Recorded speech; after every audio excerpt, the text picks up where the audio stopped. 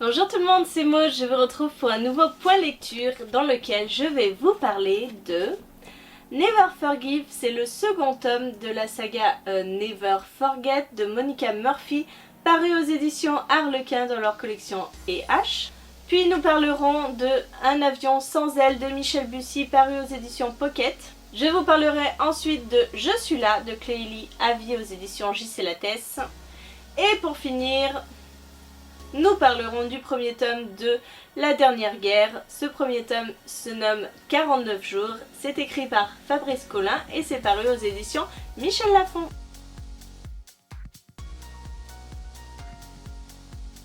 Allez, on commence avec cette petite romance. Le tome 1 avait été une excellente lecture. J'avais adoré ce tome 1. Et donc je n'ai pas fait traîner le tome 2, comme vous vous doutez. Nous suivions dans cette histoire, dans le tome 1, Cathy, qui est une jeune femme à présent, sauf qu'elle a eu une expérience traumatisante à ses 12 ans. Elle a été kidnappée, séquestrée et violée par un homme.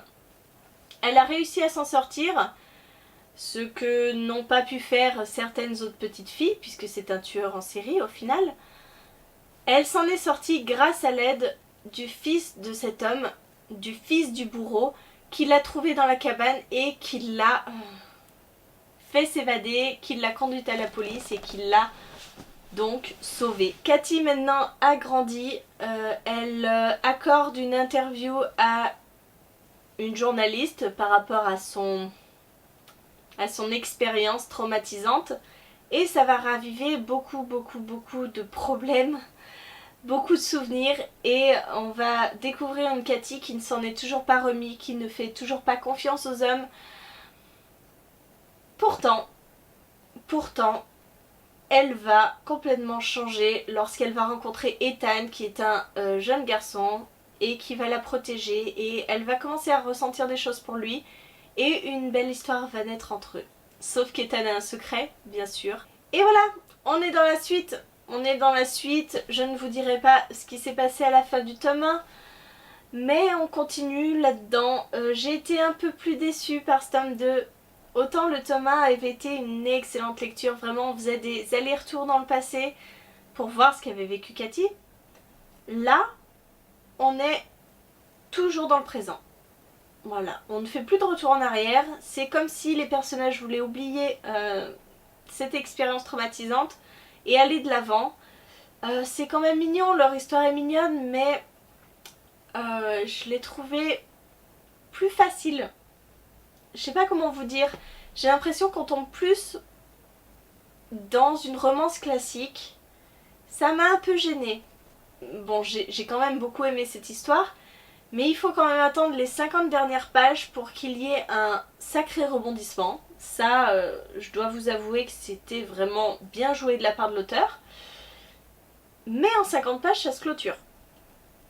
Donc c'était un petit peu bâclé à mon goût. Après, j'aime beaucoup les personnages. Voilà, Cathy et Ethan, c'est des personnages que j'aime énormément. Donc ça m'a fait plaisir de les retrouver, mais je trouve que ce tome 2 est pas vraiment à la hauteur du tome 1.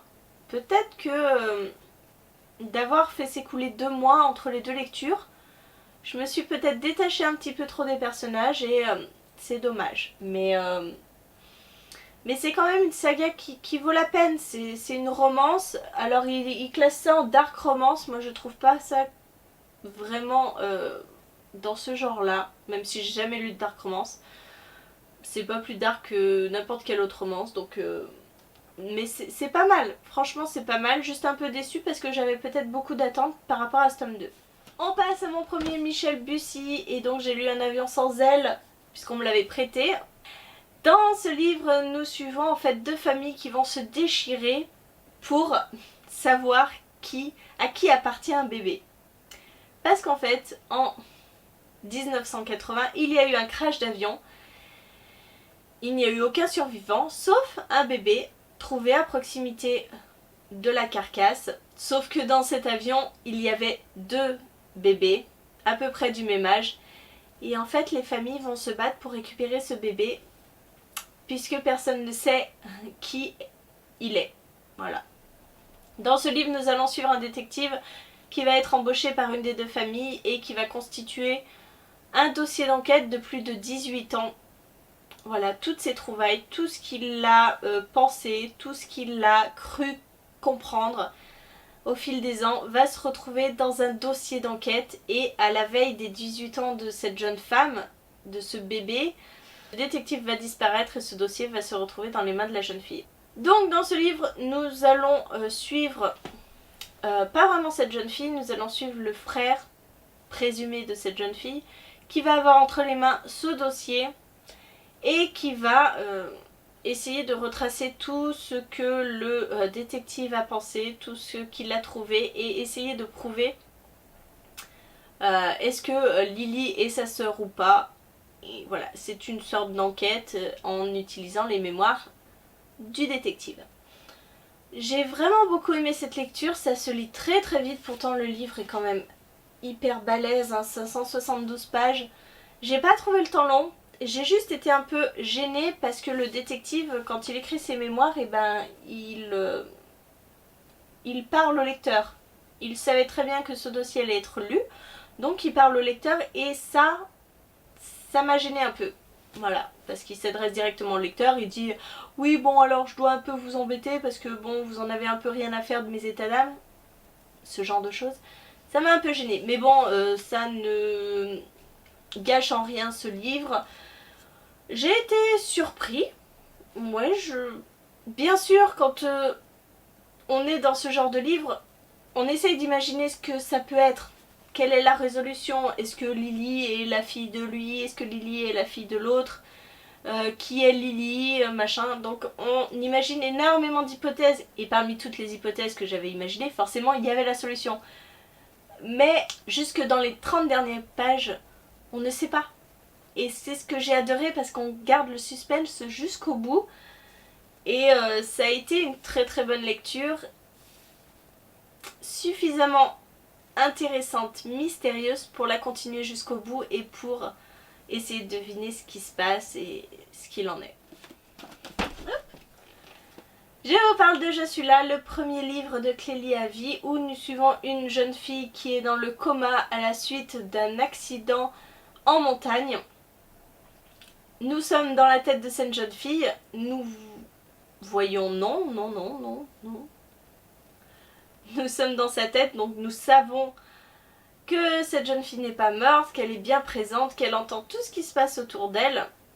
Mais elle n'est pas le principal protagoniste de cette histoire, puisque nous suivons aussi Thibaut, qui est un homme qui lui va tous les 2 jours, ou je ne sais plus, rendre visite à son frère, qui lui a conduit en état d'ivresse et qui a tué 2 jeunes adolescentes. Donc lui, il va lui rendre visite, sauf qu'il ne rentre jamais dans sa chambre parce qu'il n'arrive pas à lui pardonner cette erreur de jugement. Et par hasard, il va se retrouver dans la chambre d'Elsa, Elsa qui est dans le coma, et va se nouer entre eux une relation assez étrange puisque Elsa ne réagit pas, mais Thibaut va commencer à lui parler, va commencer à venir lui rendre visite. Et voilà. Comment vous dire, ce livre, si vous cherchez de l'action, ne vous orientez pas là-dedans, hein, clairement. On va essayer de nous faire croire une histoire d'amour alors que ce n'est qu'à sens unique, hein, puisqu'il n'y a que Thibaut qui peut faire ressentir quelque chose. Elsa, elle est dans le coma. Sauf que voilà, en étant dans sa tête à Elsa, on se prend forcément d'attachement pour cette jeune fille. On se prend forcément d'attachement au vu de tout ce qu'elle entend dans sa chambre, au vu de ses médecins qui ne croient pas en son rétablissement, au vu de sa famille qui doit se laisser convaincre d'arrêter les soins. Bref, c'est pas le livre du siècle, hein, je vous dirais pas ça, mais c'est plutôt une belle histoire, même si Thibaut au début je l'ai trouvé hyper grossier, j'arrivais pas à m'attacher à lui parce que je le trouvais sans gêne. Mais bon, c'est pas pour déplaire à Elsa, au moins il la trouve pas en sucre. C'est particulier comme livre. C'est tout dans l'attente en fait. Il se passe rien, hein, c'est juste des histoires de vie. Et vous savez peut-être que j'ai des soucis avec les contemporains parce que en général je trouve que les contemporains ne servent pas à grand chose.